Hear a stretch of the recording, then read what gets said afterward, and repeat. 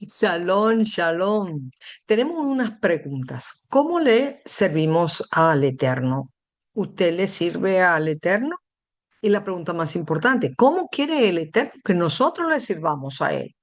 Yo soy Mari del Negro de Irure, soy estudiante de los del Camino y hoy vamos a ver justamente cómo es que el Eterno quiere que le sirvamos y le sirvamos con alegría. Y justamente en esta parashá de la semana de hoy, que es la parashá Kitabo. Así que vamos directamente a Deuteronomio 28, verso 47, que dice así: Por cuanto no serviste a Adonai tu Elohim con alegría y con gozo de corazón, por la abundancia de todas las cosas, servirás por tanto a tus enemigos que enviare Adonai contra ti, con hambre, con sed, con desnudez y con falta de todas las cosas. Y él pondrá yugo de hierro sobre tu cuello hasta destruirte. Entonces, ¿qué tipo de servicio se refiere? Es decir, nosotros hacemos algún servicio para el Eterno, trabajamos quizás para Él. ¿Qué tipo de servicio nosotros le estamos prestando al Eterno? Y otra cosa también importante, este servicio se refiere a ¿cuál servicio? Para ello, nosotros vamos a utilizar lo que son las esferas de convenio, justicia y bondad, y también de la escalera educativa que nos enseñó nuestro maestro Rico Cortés en base a la legalidad bíblica y al contexto cultural. Así que vamos a empezar con el contexto cultural para entenderlo mejor. Miren, en el antiguo cercano oriente, el servicio a una deidad, es decir, a un dios, era como los tratados de soberanía y vasallaje. Por ejemplo, John Walton, ¿verdad? Comenta que los dioses en aquella época, ¿no? Demandaban servicio y la palabra servicio y ahí es abad, abad. Era para satisfacer sus necesidades físicas, es decir, que los dioses, según ellos creían que los dioses, bueno, los dioses había que atenderlos, había que darle de comida, había, por ejemplo, que bañarlos. ¿Ok? Por lo menos ese tipo de estatuas. ¿Ah? Había que servirles o había que llevarle algún tipo de sacrificio. Eso es lo que ellos entendían en aquella época. Se creía que el ser humano fue creado para sustituir a los dioses en el trabajo de cultivar y proveer sustento, mientras que ellos, ¿verdad? Le daban orden cósmico, enviaban la lluvia, fertilidad y protección. Eso es lo que dice John Walton. Ahora, Molinaro, y aquí están las referencias si usted quiere ahondar un poquito más, dice que en Babilonia y en Egipto el apetito, mira qué interesante, el apetito de las estatuas de los dioses era descomunal. Es decir, que le llevaban muchos alimentos y le ponían delante de estas estatuas. Esto es para que estos dioses pudieran pues satisfacerse, comer y quedar bien satisfechos. Ahora, pasaba pues un periodo de tiempo donde, por ejemplo, esa carne que le llevaban asada, pues ya perdía un poquito el olor, algunas frutas perdían el olor, entonces ya ellos asumían que ya pues había ese dios, esa estatua, ¿verdad? Había ya comido, entonces esa comida, pues ahora esos sobrantes, ¿ok? Era repartido para el rey, para lo que es la élite y por supuesto también para los sacerdotes que habían cumplido pues con ese servicio de ese Dios, ¿verdad? Es decir, era distribuido como beneficio de ese servicio. Eso es lo que dice Molinar. Ahora, en Israel, aquí la diferencia es enorme. Según Walton, el servicio no era para alimentar a Dios, porque, bueno, porque el Eterno no necesita, Dios no necesita del alimento y mucho menos del trabajo del ser humano para él, en el sentido de prepararle alimento. no, sino que el servicio, ¿verdad? Era para demostrarle al Eterno nuestro amor, la gratitud y la obediencia. Es decir, que Walton dice que esto funcionaba como un contrato legal y aquí vemos la legalidad, el contexto de la legalidad. ¿Y cómo funcionaba? Lo mismo que en el antiguo cercano oriente, es decir, que era como un vasallaje. ¿Y qué es el vasallaje? Es la relación en que se tiene, ¿verdad? El pueblo tiene con su rey. Y para nosotros, pues, el Eterno es nuestro rey. Es decir, hay un contrato legal, según Walton, entre lo que es el rey poderoso, que sería Dios, y por supuesto con su pueblo, que sería Israel. Se le debía, eso sí, total lealtad y servicio exclusivo, y Dios aseguraba su protección y sus bendiciones. Y si se rompía el contrato, el riesgo era perder la tierra prometida. Y nosotros, ¿en cómo hacemos nuestro servicio al Eterno? ¿Lo hacemos con lealtad? ¿Es un servicio exclusivo para Él?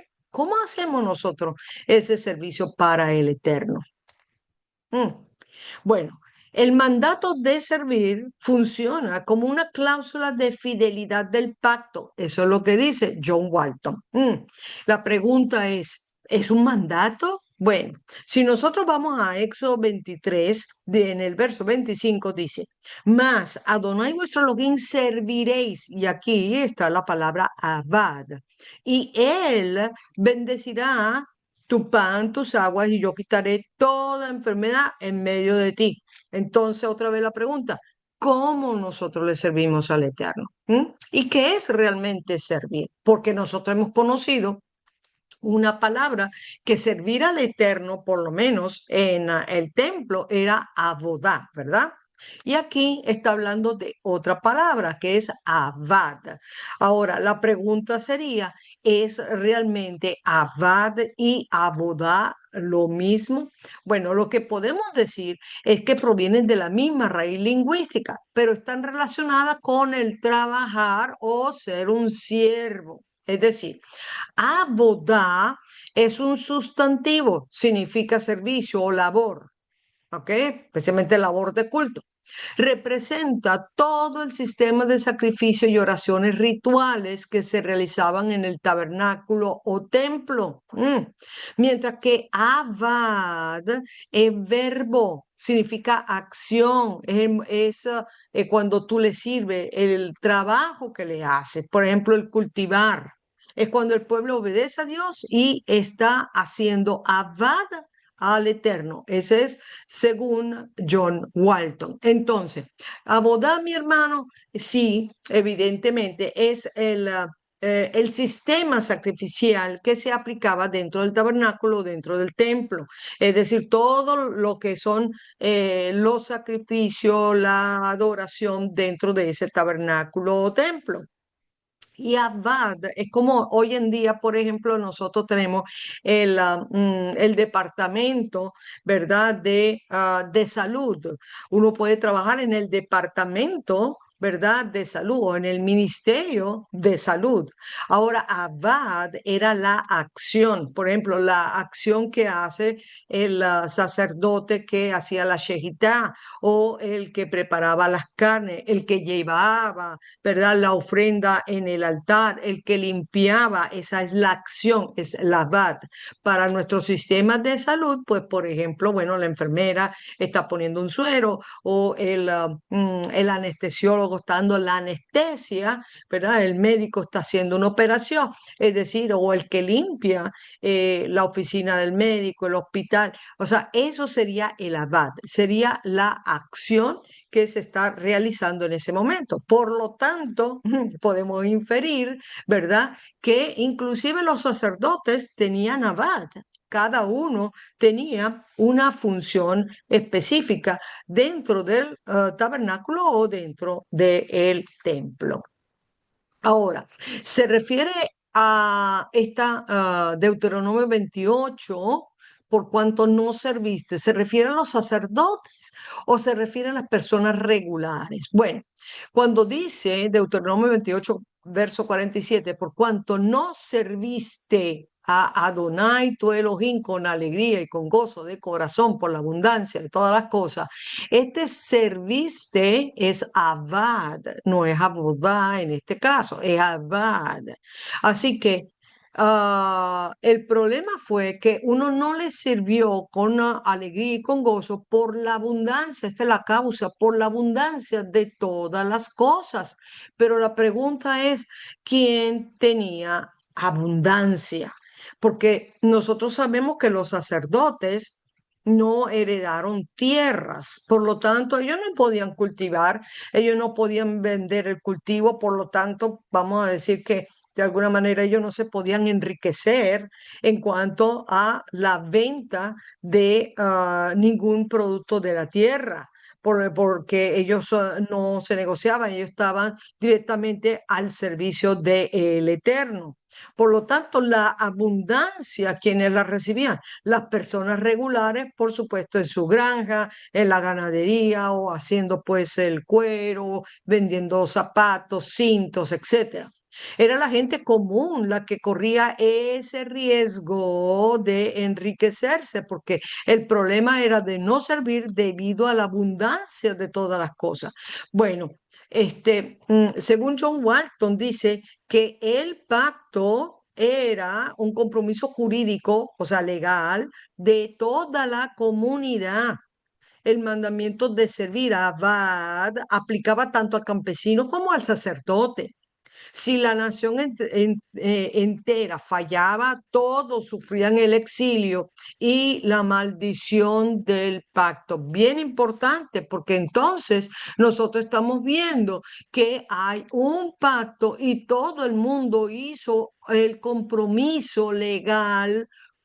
Jurídico de esto. Nosotros lo vemos en Éxodo 19:8, donde sí se hizo un pacto. Y dice, y todo el pueblo respondió a una y le dijeron, todo lo que Adonai ha dicho, haremos. Es decir, cada persona debe realizar su acción individual de servir, que sería el abad, ¿verdad? Con su trabajo, en su familia y en el trato con el prójimo. Luego se ratificó este pacto, este compromiso, no solamente ahí en el monte, en el Sinaí, sino que en Éxodo 24:7 dice, y Moisés tomó el libro del pacto y lo leyó a oído del pueblo, el cual dijo, o sea, el pueblo, haremos todas las cosas que Adonai ha dicho y obedeceremos. Y otra ratificación de este pacto y del servir está en Josué 24:15. Eso solamente estoy tomando algunos ejemplos, ¿verdad? Dice así, pero si no quieren servir, a ver, al Eterno, al Señor, elijan hoy a quién van a servir. ¿Ah? Por mi parte, mi familia y yo serviremos al Señor. Así que abad o servicio consistía, acuérdense, estamos hablando de John Walton, consistía en su obediencia diaria a la Torah, es decir, a esos mandamientos. Cómo manejaba sus cosechas o el trato que le daba al extranjero, la justicia en su negocio y la fidelidad en sus hogares también son servicios de Abad, servicios al Eterno. Interesante. Y en el contexto histórico, bueno, acordémonos que en Deuteronomio que estamos estudiando, 28, dice que la causa de no servirle al Señor con alegría y con gozo fue por la abundancia de todas las cosas. Bueno, pero es que esa abundancia ya el mismo Moisés nos estaba diciendo que eso podía ser un peligro. Y de hecho, cuando nosotros vamos a lo que es Deuteronomio 8, verso 17, ya nos los advertía Moisés, dice, cuídate de no olvidarte de Adonai tu Elohim para cumplir sus mandamientos, sus decretos, sus estatutos que yo te ordeno, era un mandamiento hoy, No suceda que comas y te sacies, se enorgullezca tu corazón y te olvides de Adonai tu Elohim, que te sacó de la tierra de Egipto, de casa de servidumbre. Y digas en tu corazón, mi poder y la fuerza de mi mano me han traído esta riqueza. Es decir, entonces, que hay un peligro. El peligro es que cuando una persona se enriquece, ¿m? puede estar pensando que todo lo que tiene no es que viene de el Eterno, no es que viene de Dios, sino que viene, bueno, del trabajo, de la fuerza que yo aplico, el hecho de levantarme temprano, es el trabajo que yo realizo día a día para mi familia, para mí, eso viene de lo que yo hago, no es realmente lo que Dios me está dando, ¿sí? Pero cuando la persona lo tiene todo, empieza a creer que su propia mano logró esa riqueza. Y eso, mi hermano, es un peligro. Pero Israel tenía abundancia, sí, lo estamos viendo en Deuteronomio 28. Lo que no tenía era alegría para hacer las cosas. Fíjese, por cuanto no serviste a Adonai, tu Elohim, con alegría y con gozo de corazón, por esa abundancia de todas las cosas. O sea, sí tenía abundancia a Israel. Sí, el Señor le había dado abundancia. Y dentro de la tierra era buena, era próspera. Tenían de todo, todo, todo lo que ellos pudieran desear e inclusive pudieran exportar. Ellos lo tenían. El problema era que el tenerlo todo eso, inclusive lo sirvieron sin alegría y gozo de corazón. Dios le había dado abundancia, pero esta no produjo gratitud ni alegría en su servicio. ¿Qué pasa cuando recibimos tanto de Dios? Nosotros recibimos tantas cosas de Dios y disfrutamos tanto de esos regalos que Él nos da del día a día, de todo lo cuanto nosotros tenemos, todo cuanto nosotros hemos deseado, a veces lo tenemos. ¿m? Inclusive hasta nos sobra, ¿verdad? Un poquito también. Y aún así, no estamos siendo realmente agradecidos con el Eterno, no tenemos esa gratitud. ¿Nosotros qué estamos haciendo? Estamos disfrutando mucho más de todos esos regalos que el Eterno nos dio, pero nos olvidamos justamente de aquel que nos los dio. Y eso sí es el problema aquí que nos está planteando. Dios había dado abundancia de todas las cosas, pero esa misma abundancia podía producir ingratitud, mi hermano, ingratitud. Es decir, tener mucho no garantiza tener un corazón agradecido. Mm. ¿Y qué significa entonces servir a Dios con alegría? Bueno, según el Sonderban, y repito, aquí están las referencias, usted lo puede ahondar un poquito más. El Sonderban dice que es reconocer con gratitud su soberanía y entender que obedecerle no es una carga pesada, sino, esto me encantó, un altísimo privilegio. ¡Wow! Me encantó, que lo voy a repetir. Eh, qué significa servir al Eterno con alegría? Es reconocer con gratitud su soberanía y entender que obedecerle no es una carga pesada, sino un altísimo privilegio. Y Walton ratifica y dice, no sirves al Eterno por temor, es no servirle al Eterno por temor al castigo. Sirves porque recuerdas que Él te rescató y te bendijo con la abundancia de todas las cosas. Oh, wow. Entonces, ¿qué significa servirle con gozo de corazón? Oh, es un estado interno de satisfacción y paz. Es la convicción, mi hermano, de que lo que usted está haciendo, lo está haciendo para el eterno y lo está haciendo en forma correcta. No solamente buena, correcta. ¿Y qué tipo de corazón entonces tenemos? ¿Qué tipo de corazón? ¿Tenemos un corazón legalista por obligación? O sea, vemos el mandamiento como una carga. tememos por el castigo que el Eterno nos va a hacer, buscamos un mérito en eso. Lo hago porque, ¿sabe qué? Mm, no me queda de otra. Tengo que hacerlo, es un mandamiento. Bueno, ¿qué voy a hacer? No, no puedo hacer más nada. Ese es el corazón que tenemos nosotros para con el Eterno, ese corazón legalista, o tenemos más bien un corazón agradecido porque somos privilegiados. Vemos el mandamiento como una oportunidad. Lo hago porque amo al Eterno, confío en Él y considero un privilegio responder a lo que Él me pide. Eso es otra cosa, eso es tener otro tipo de corazón. ¿Y qué es el privilegio de servirle al Eterno? Y yo creo que aquí podemos dar hasta tres razones. Primero, tenemos un acceso al gran rey. Muy pocas personas podían acercarse al rey y eso lo vemos no solamente desde el antiguo Medio Oriente. Hoy en día uno no se puede acercar así por así a un presidente, por ejemplo, ¿verdad? A un ministro así por así. Ellos tienen guardaespaldas, tienen un orden, ¿verdad? Así que el Señor o el Eterno nos está dando en ese aspecto de servicio un acceso o una cercanía realmente a su reino, a ese gran rey. Y que Dios permita que realicemos servicios para Él, significa que nos está dando una posición de confianza, y esto me gusta, le está dando a usted y a mí una posición de confianza y cercanía legal en su reino. Otra razón, eleva nuestra dignidad humana, claro. ¿Por qué?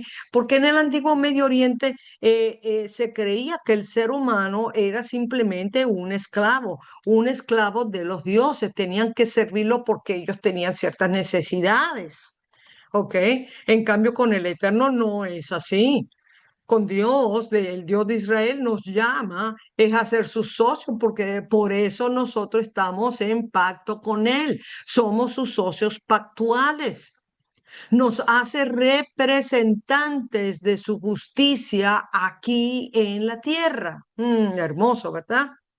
Y una tercera razón, transforma el deber en una relación. Servir no debe ser una obligación para evitar que Dios se enoje, no, sino expresar. Nosotros le expresamos cuando servimos al Eterno el amor, la lealtad, esa gratitud hacia Él. ¿Por qué? Porque nos rescató y porque nos proveyó de todas las cosas. Entonces, mis hermanos, la pregunta sería, ¿cómo usted y yo le podemos servir al Eterno? Bueno, a lo mejor nosotros le podemos servir en nuestra congregación, ¿verdad? En nuestra iglesia. Y bueno, somos, qué sé yo, del ministerio de oración, del ministerio de la música. No, somos del ministerio de Ujieres o somos del ministerio de los cantantes. O somos el ministerio de luces, somos ministerio de, a ver, de sonido. Pero alguien me puede decir, bueno, pero es que, ¿sabes qué pasa, Mari? Eh, no, yo no, no trabajo en ninguno de estos ministerios. No tengo un ministerio dentro de la congregación donde yo voy o donde yo asisto. Entonces, no le sirvo al Señor de esa forma. Ok, puede ser, pero acuérdense que servir a Dios no es solamente ocupar un ministerio en una congregación, lo acabamos de ver, es llevar esos mandamientos a nuestra vida, es llevar, repito, es llevar esos mandamientos que el Señor nos dio allí, haciendo el pacto con Él en el monte Sinaí, cuando nosotros dijimos que aceptamos, ¿verdad? Su Torah, estamos aceptando todos esos mandamientos, los tenemos que llevar a nuestra vida, pero es a nuestra vida diaria, inclusive a nuestro trabajo diario. A eso significa, no es solamente en los muros ¿verdad? De un templo o de un tabernáculo. Eso a veces sale un poco más allá. Ujú. Es en nuestro trabajo, en nuestras relaciones, en nuestras decisiones. Por ejemplo, en nuestro trabajo nosotros tenemos que tener pesas, ¿verdad? Honestas. No podemos engañar, por ejemplo, a nuestros clientes. Tenemos que prestarle un servicio, ayuda y vamos a decir, aplicar el orden y justicia. Inclusive en nuestro hogar nosotros tenemos que ser y trabajar con los principios de Dios, ¿verdad? Y trabajar con integridad, buscar pues el bien, buscar la misericordia. Eso es parte de cómo nosotros podemos servir al Eterno y no necesariamente tiene que ser en el tabernáculo, que nos encantaría, pero también con nuestro trabajo diario. Allí nosotros tenemos que llevar justamente estos mandamientos, estos preceptos, estos estatutos. Ok. Dice Shimon Hasadik, justamente en la Mishnah, que sobre tres cosas se sostiene el mundo. Me gustó también. Sobre la Torá, sobre el servicio al Eterno, a Dios, y sobre los actos de bondad. Entonces, ¿con qué corazón nosotros servimos al Eterno? Bueno, estas son mis referencias. Entonces, mis hermanos, ¿qué conclusión podemos llegar con esta pequeña enseñanza? Bueno, que la verdad nosotros tenemos que entender que nuestro servicio al Eterno es pactual. ¿Por qué? Porque nosotros hicimos un pacto con el Eterno, ¿verdad? Y no está atrapado en los muros del templo o los muros del tabernáculo, sino que nuestro servicio se activa cada mañana y se activa con nuestro trabajo diario que nosotros hacemos. Es decir, cómo nosotros tratamos al extranjero, no engañar, si vendemos algo, no engañar a nuestros clientes, venderlo a precios justos, cómo tratamos al prójimo. Vivimos con los principios que Dios manda dentro de nuestra casa, de nuestro hogar, lo que hacemos nosotros en la universidad, lo que hacemos nosotros en la casa, lo que hacemos nosotros en el trabajo, y pensar que nosotros trabajamos es para nuestro Rey, es decir, para el Eterno, y que es un privilegio de que el Eterno confíe en usted y en mí, que nos use en nuestro propio trabajo para hacer justicia y bondad. Shalom, shalom.